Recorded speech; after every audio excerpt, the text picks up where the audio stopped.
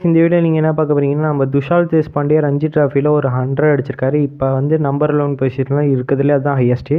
இதுக்கு முன்னாடி வச்சிருந்ததும் ஒரு சிஎஸ்கேன் பிளேயர் தான். அவர் பேர் சிவராமகிருஷ்ணன். இவரும் ஒரு தமிழக சேர்ந்தவர். இவரும் வந்து அந்த 11th பொசிஷனில் ஒரு 100+ ஸ்கோரை வச்சுருந்தார். இப்போ வந்து அதை சீஸ் பண்ணிட்டார் இவர் துஷால் தேஷ்பாண்டே. அது 123 ரன்னு. இவர் கூட இன்னொருத்தர் பார்ட்னராக நம்பர் 10 விளாண்டவர். அவருக்கும் அது ஹையஸ்ட் ஸ்கோர் தான். அந்த நம்பர் 10ல் செம்மையான ஒரு நாக்கு. ஒரு ஹிஸ்ட்ரியை 2 பேர் சேர்ந்து பயங்கரமாக க்ரியேட் பண்ணிட்டாங்க நம்பர் 10 and 11ல் வந்துட்டு. அடுத்தது பார்த்திங்கன்னா, நம்ம சிஎஸ்கே பொறுத்த வரைக்கும் டெவான் கான்வே வந்து ஒரு வாரம் ஆகும். அவருக்கு வந்து அந்த தம்மில் என்ன இருக்குதுன்னு சொல்கிறதுக்கு ரிப்போர்ட்ஸ் வெளியே வர ஒரு சொல்லியிருக்காங்க.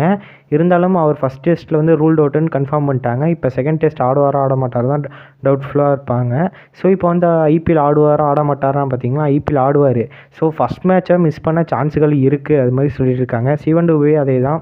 அவர் வந்து என்சிஏ கேம்ப் அட்டன் பண்ணியிருக்காரு. மேக்ஸிமம் ரெக்கவர் ஆக 3 வீக்ஸ் எடுத்துக்குன்னு சொன்னார். ஸோ இப்போ வந்துட்டு 3 வீக்ஸ் எடுத்ததுன்னா கரெக்டாக ஒரு நம்ம ஐபிஎல் ஆரம்பிக்கும் போது கரெக்டாக வந்து ஜாயின் பண்ணிடுவார். மார்ச் 20 அந்த தேதி அன்றைக்கி ஜாயின் பண்ணிடுவார்.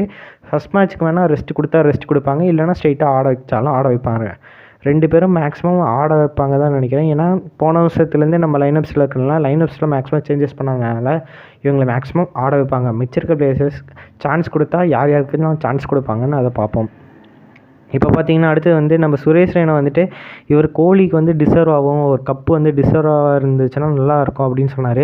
ஆனால் கோலியை பற்றி ஒன்று தெரிஞ்சுக்கோங்க கைஸ். கோலி வந்து இந்த ஆர்சிபி விட்டு வேறு வெளியில் எந்த டீமுக்கு போனாலும் கப் அடிச்சு கொடுத்துருவார். அது வேணால் உறுதின்னு நான் சொல்லிடுவேன்.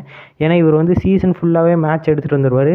நீங்கள் நாக் அவுட் ஸ்டேஜில் மட்டும் பர்ஃபார்ம் பண்ணால் போதும். அது மாதிரி தான் கேமே. ஏன்னா நாக் அவுட்டில் இவர் மட்டும் ஒத்தால் அடிச்சு கொடுத்தா எப்படி இருக்கும், அது மாதிரி தான் இருக்கும். ஸோ இவர் கோலியை பொறுத்த வரைக்கும் இந்த வருஷம் கப் அடிக்கிறது டவுட்ஃபுல் தான் சொல்லலாம். டீம் பார்க்க பவர்ஃபுல்லாக இருந்தாலும் எல்லாமே ரைட் ஹேண்டர் ஸ்ட்ராங்காக வச்சுருக்காங்க. லெஃப்ட் ஹேண்டரில் பெருசாக ஸ்ட்ராங்கே இல்லை. மிடில் ஆர்டரில் லெஃப்ட் ஹேண்டர் பேட்ஸ்மேன் யாரும் இல்லை. ஸோ அதுதான் அவங்க வீக்னஸாக இருக்க போதா பார்ப்போம். ஸோ இப்போ அடுத்து பார்த்தா முகமது ஷமி ரெக்கவர் ஆக போகிறாரு. அவர் சர்ஜரி முடிஞ்சிருச்சு. ஸோ பார்டர் ட்ராஃபியில் வந்து ஜாயின் பண்ணிப்பார். இவர் ஐபிஎல்லும் T20 வேர்ல்டு கப்பும் மிஸ் பண்ணிடுவார். ஸோ பார்ப்போம். அடுத்து பார்டர் கவாஸ்கர் தான் ரிட்டர்ன்ஸ்னு சொல்லியிருக்காங்க. சரி பார்ப்போம் கைஸ். அடுத்தது வந்து நம்ம துஷால் தேஷ்பாண்டே பேட்டிங்கில் அசத்தல்னால இவர் இந்த வருஷம் ஐபிஎல் வந்து பேட்டிங்லேயும் ஆரஞ்சு கேப்பு, பவுலிங்கில் வந்து இந்த கேப்பு பர்பிள் கேப்பும் வாங்குவார். ஸோ 2 கேப்பும் ஒன்றா வாங்கி ஒரு ரெக்கார்டை படைப்பாரா பார்ப்போங்க. இது சும்மா ஃபேன்மேடுக்கு மீம்ஸாக போட்டுருந்தாங்க, எடுத்து போட்டிருந்தேன்.